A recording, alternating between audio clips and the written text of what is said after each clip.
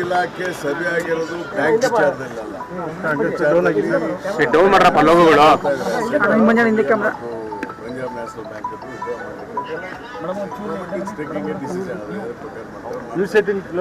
ಮುಖ್ಯವಾಗಿ ಆಗ್ತಾ ಇದ್ದು ಸಭೆ ಇವತ್ತು ಇದೇ 28, 29, 30 3 ದಿನಗಳ ಕಾಲದಲ್ಲಿ 16ನೇ ಹಣಕಾಸಿನ ಆಯೋಗ ರಾಜ್ಯಕ್ಕೆ ಭೇಟಿ ಮಾಡ್ತಾ ಇದ್ರು. 28ಕ್ಕೆ ಬರ್ತಾ ಇದ್ದಾರೆ, ಆದರೆ ಸಭೆ ಇರೋದು 29. ಆ 29 ತಾರೀಕು ಸಭೆ ಕರೆದಿದ್ದಾರೆ. ಅದಕ್ಕೆ ನಾವು ಏನೇನು ಪ್ರಿಪೇರ್ ಮಾಡಬೇಕು, 15ನೇ ಹಣಕಾಸಿನ ಆಯೋಗದ ಶಿಫಾರಸಿನಲ್ಲಿ ನಮ್ಗೆ ಏನೇನು ತೊಂದರೆ ಆಗಿದೆ, ಏನೇನು ಅನ್ಯಾಯ ಆಗಿದೆ ಅನ್ನೋದ್ರ ಬಗ್ಗೆ ಗೋವಿಂದರಾವ್, ಶ್ರೀನಿವಾಸ ಮೂರ್ತಿ ಅದೇನೋ ನಮ್ಮದು ಕಮಿಟಿ ಇದ್ದಾರೆ, ಕಮಿಟಿ ನೇಮಕಾತಿ ಮಾಡಿದ್ದಾರೆ ರಾಜ್ಯ ಸರ್ಕಾರ. ಆ ಕಮಿಟಿಯೊಂದಿಗೆ ಮಾನ್ಯ ಮುಖ್ಯಮಂತ್ರಿಗಳ ಅಧ್ಯಕ್ಷತೆಯಲ್ಲಿ ಸಭೆ ನಡೆಯಿತು. ಕೃಷ್ಣ ಬೈರೇಗೌಡರು, ರೆವಿನ್ಯೂ ಮಿನಿಸ್ಟ್ರು, ನಾನು ಮತ್ತು ಆರ್ಥಿಕ ಇಲಾಖೆ ಅಧಿಕಾರಿಗಳು ಭಾಗವಹಿಸಿದ್ವಿ. ಅದಕ್ಕೆ ಏನೇನು ಪ್ರಿಪೇರ್ ಮಾಡಬೇಕು, ನಮ್ಮ ರಾಜ್ಯಕ್ಕೆ ಆದಂಥ ಅನ್ಯಾಯವನ್ನು ಸರಿ ಮಾಡಲಿಕ್ಕೆ ಮುಂದಿನ ಹಣಕಾಸಿನ ಆಯೋಗದಲ್ಲಿ ಸರಿ ಮಾಡಬೇಕು ಒಂದು ಪ್ರಾಥಮಿಕ ಹಂತದ ಚರ್ಚೆ ಆಗಿದೆ. ಆಗಿಬಿಟ್ಟು ಫೈನಲ್ ಆಗಿ 20, 21ನೇ ತಾರೀಕಿಗೆ ಫುಲ್ ರೆಡಿಯಾಗಿ ಆಮೇಲೆ ಅವ್ರಿಗೆ ಒಂದು ವಾರ ಮೊದಲು ಕೊಡಬೇಕು. ನಾವು ಏನೋ ನಾವು ಈ ಥರ ಪ್ರಿಪೇರ್ ಮಾಡಿದ್ದೀವಿ ಅಂತ ಅವ್ರು ಸ್ಟಡಿ ಮಾಡ್ತಾರೆ. ಆಮೇಲೆ ಡಿಸ್ಕಷನ್ ಮಾಡಿ ಮುಂದೆ ನಮ್ಮ ರಾಜ್ಯಕ್ಕೆ ಸರಿಯಾದಂಥ ನಿಗದಿಪಡಿಸಿದಂಥ ಹಣ ಬರಬೇಕು ಅಂತೇಳಿ ನಾವು ಒತ್ತಾಯ ಮಾಡ್ತೀವಿ. 15ನೇ ಹಣಕಾಸಿನ ಹಣ ಉಳ್ಕೊಂಡಿತ್ತಲ್ಲ ಸರ್, ಅದ್ರ ಬಗ್ಗೆ ಏನಾದರೂ ಅದನ್ನು ಕೂಡ ಮಾತಾಡ್ತೇವೆ. ನೋಡಿ, 15ನೇ ಹಣಕಾಸಿನ ಆಯೋಗದಲ್ಲಿ ಕರ್ನಾಟಕಕ್ಕೆ ಸುಮಾರು 11,500 ಬರಬೇಕಾಗಿದೆ. ನಮ್ಮ ರಾಜ್ಯಸಭೆಯ ಸದಸ್ಯರಾಗಿದ್ದಾರೆ ನಿರ್ಮಲಾ ಸೀತಾರಾಮನ್ ಕರ್ನಾಟಕ. ಅವ್ರು ಹೇಳ್ತಾರೆ ಪಾರ್ಲಿಮೆಂಟ್ನಲ್ಲಿ whatever the 15th finance commission recommend ಮಾಡಿದ್ರೆ ಅದ್ರ ಪ್ರಕಾರ ನಾವು ಹಣ ಕೊಡ್ತಾ ಇದ್ದೀವಿ ಅಂತ. ಬಟ್ ಅವರು ಕೊಡ್ತಾ ಇಲ್ಲ. ಅದು ನಮ್ಮ ಫೈಟ್ ತಾನೆ, ನಮ್ಮ ರಾಜ್ಯ ಸರ್ಕಾರದ್ದು ಕೇಂದ್ರ ಸರ್ಕಾರ ಅದ್ರ ಪ್ರಕಾರ ಅವ್ರು ಮಾಡ್ತಾ ಇಲ್ಲ. ಮೇಡಮ್ ಈ ಶೋಗೆ ಡಬಲ್ ಸ್ಟ್ಯಾಂಡರ್ಡ್. ಅದಕ್ಕೆ ಅದನ್ನು ಕೂಡ ನಾವು ಇದರಲ್ಲಿ ಹೇಳ್ತೇವೆ. ನೀವು ಹಿಂದೆ 15ನೇ ಹಣಕಾಸಿನ ಆಯೋಗ ಏನು ಸ್ಪೆಷಲ್ ಗ್ರ್ಯಾಂಟು ಕರ್ನಾಟಕಕ್ಕೆ ಕೊಡಬೇಕು ಅಂತ ಹೇಳಿದ್ದೀರಿ, ಪ್ಲಸ್ ಬ್ಯಾಂಗ್ಳೂರು ಡೆವಲಪ್ಮೆಂಟ್ಗೆ ಪೆರಿಫೆರಲ್ ರಿಂಗ್ ರೋಡು, ವಾಟರ್ ಬಾಡಿಗೆ ಒಂದು 6,000 ಕೋಟಿ, ಎರಡು ಸೇರಿ ಸುಮಾರು 11,500 ಕೋಟಿ ಬರಬೇಕಾಗಿತ್ತು. ಅದನ್ನು ಕೂಡ ನೀವು ಕೊಡಲೇಬೇಕು 16th ಫೈನಾನ್ಸ್ ಕಮಿಷನಲ್ಲಿ. ಅಪಾರ್ಟ್ ಫ್ರಮ್ ದ್ಯಾಟ್ ಬ್ಯಾಂಗ್ಳೂರಿಂದ ಸಾಕಷ್ಟು ಹಣ IT ಸೆಕ್ಟರ್ನಲ್ಲಿ ದೇಶಕ್ಕೆ ದೊಡ್ಡ ಕೊಡುಗೆ ಕೊಡ್ತಾ ಇದೆ. ಬೆಂಗಳೂರು ಇಂಪ್ರೂವ್ಮೆಂಟ್ಗೆಲ್ಲ ಏನು ಕೊಡಬೇಕು ಅನ್ನೋದಕ್ಕೆಲ್ಲ ಒಂದು ಪ್ರಿಪೇರ್ ಮಾಡ್ತಾ ಇದ್ದೀವಿ.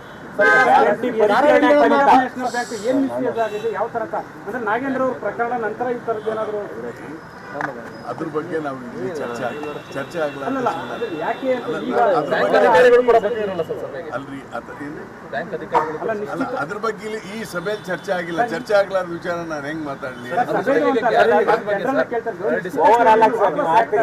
ದಯವಿಟ್ಟು ಕೇಳಿ.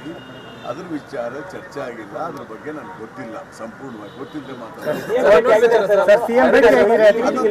ಅದು ಅವ್ರು ಹೇಳ್ಬೇಕ್ರಿ. ಅದು ಚರ್ಚೆ ಆಗಲ್ಲ. ಆ ವಿಷಯ ನನಗೆ ಬರೋದಿಲ್ಲ.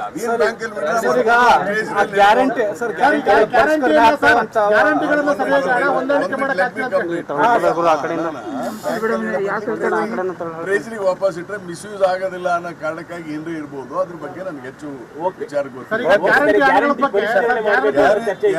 ಪರಿಷ್ಕರಣೆ ಮಾಡುವಂತ ವಿಚಾರ ಸರ್ಕಾರದ ಮುಂದೆ ಇಲ್ಲ. ಅದ್ರ ಬಗ್ಗೆ ನಾನು ಯಾವಾಗಲೂ ಹೇಳಿದರೆ ನಮಗೇನು ತೊಂದರೆ ಆಗಿಲ್ಲ.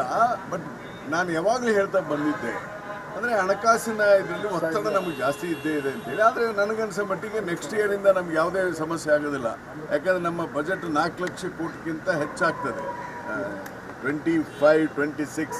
ಹೀಗಾಗಿ ಯಾವುದೇ ನಮಗೆ ಸಮಸ್ಯೆ ಆಗೋದಿಲ್ಲ. ಯಾವುದು ಗ್ಯಾರಂಟಿ ಸ್ಕೀಮ್ನಲ್ಲಿ ಒಂದೊಂದು ಗ್ಯಾರಂಟಿ ಸ್ಕೀಮ್ನಲ್ಲಿ ಕೆಲವು ಜನ ಸರ್ಕಾರಿ ನೌಕರರು ಕೂಡ ಅದರಲ್ಲಿ ಲಾಭ ತೆಗೆದುಕೊಳ್ತಾ ಇದ್ದಾರೆ.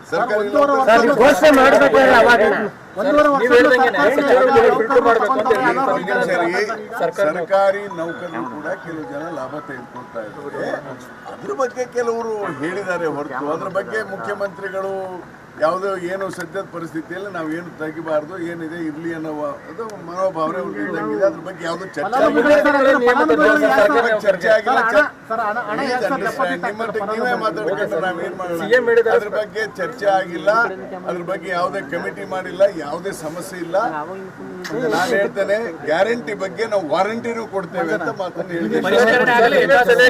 ಸದ್ಯದ ಪರಿಸ್ಥಿತಿಯಲ್ಲಿ ಏನೂ ಆಗಲ್ಲ, ಆಗೋ ಅವಶ್ಯಕತೆ ಇಲ್ಲ. ಯಾಕಂದ್ರೆ ನಮ್ಮ ಕರ್ನಾಟಕದಲ್ಲಿ ಮುಂದಿನ ವರ್ಷದಿಂದ ನಮ್ಗೆ ಇನ್ನೂ ಹೆಚ್ಚಿನ ಬಜೆಟ್ ಸೈಜ್ ಜಾಸ್ತಿ ಆಗುತ್ತೆ, ಸಮಸ್ಯೆ ಆಗೋದಿಲ್ಲ ಅಂತ ನಾನು ಹೇಳ್ಬಲ್ಲೆ.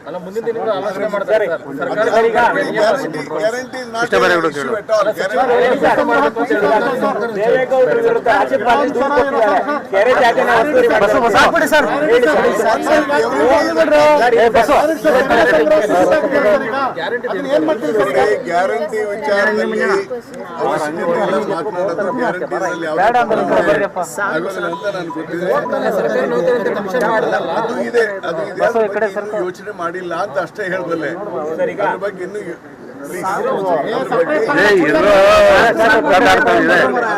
ಅದ್ರ ಬಗ್ಗೆ ಯೋಚನೆ ಮಾಡಿಲ್ಲ. ಯಾವುದು ಸರ್ಕಾರಿ ನೌಕರರು ಅವರು ಇವ್ರು ಏನ್ ಅದರಲ್ಲಿ ಲಾಭ ತೆಗೆದುಕೊಳ್ತಾ ಇದಾರೆ, ಇನ್ನೂ ಅದ್ರ ಬಗ್ಗೆ ಯಾವುದೇ ಚರ್ಚೆ ಆಗಿಲ್ಲ ಅಂತ ಅಷ್ಟು ಮಾತ್ರ ಹೇಳಬಲ್ಲೆ.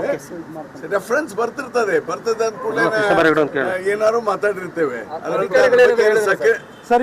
ಸಕಾರಾತ್ಮಕವಾಗಿ ಅದ್ರ ಬಗ್ಗೆ ಇವತ್ತಾಗಿರೋಂಥ ವಿಚಾರ ಓನ್ಲಿ 16th ಫೈನಾನ್ಸ್ ಮುಂದೆ ನಮ್ಮ ಮೆಮೊರಂಡಮ್ ರೆಡಿ ಮಾಡಲಿಕ್ಕೆ ಇವತ್ತಿರೋಂಥ ಸಭೆ.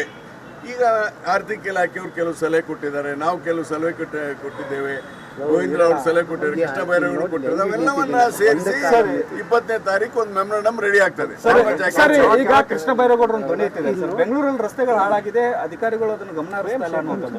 ಸಚಿವರ ಮಾತುಗಳನ್ನೇ ಅಧಿಕಾರಿಗಳು ಕೇಳ್ತಿಲ್ವಾ ಅಂತ ಸರ್?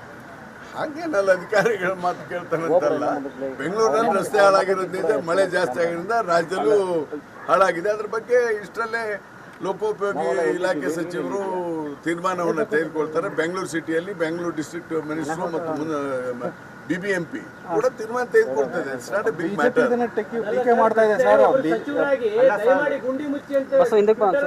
ಏನ್ ತಪ್ಪೇನಿಲ್ಲ. ಮಂತ್ರಿಗಳಾಗಿ ಹೇಳ್ಬಾರ್ದ ಇದನ್ನ ಗುಂಡಿ ಮುಚ್ಚರಪ್ಪ ಸರಿಯಾಗಿ ರಸ್ತೆ ಮಾಡ್ರಿ ಅಂತ ಹೇಳಬಾರ್ದ ಸರ್? ಹೇಳಿದ್ರೆ ಒಳ್ಳೇದಲ್ಲ.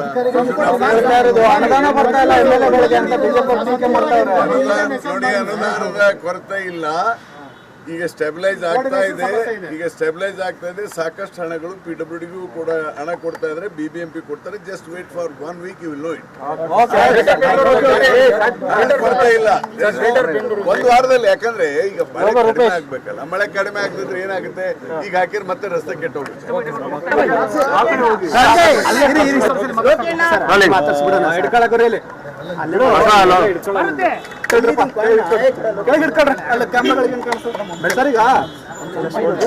ಆರ್ಥಿಕ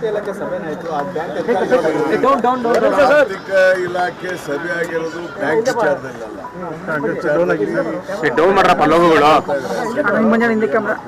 ಪಂಜಾಬ್ ನ್ಯಾಷನಲ್ ಬ್ಯಾಂಕ್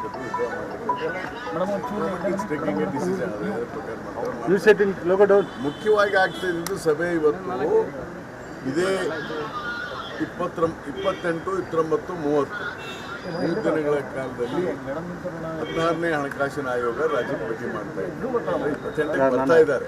ಆದ್ರೆ ಈ ಸಭೆ ಇರೋದು 29ಕ್ಕೆ. ಆ 29 ತಾರೀಕು ಸಭೆ ಕರೆದಿದ್ದಾರೆ. ಅದಕ್ಕೆ ನಾವು ಏನೇನು ಪ್ರಿಪೇರ್ ಮಾಡಬೇಕು, 15ನೇ ಹಣಕಾಸಿನ ಆಯೋಗದ ಶಿಫಾರಸ್ಸಿನಲ್ಲಿ ನಮ್ಗೆ ಏನೇನು ತೊಂದರೆ ಆಗಿದೆ, ಏನೇನು ಅನ್ಯಾಯ ಆಗಿದೆ ಅನ್ನೋದ್ರ ಬಗ್ಗೆ ಗೋವಿಂದರಾವ್, ಶ್ರೀನಿವಾಸ ಮೂರ್ತಿ, ಅದೇನೋ ನಮ್ಮದೊಂದು ಕಮಿಟಿ ಇದೆ,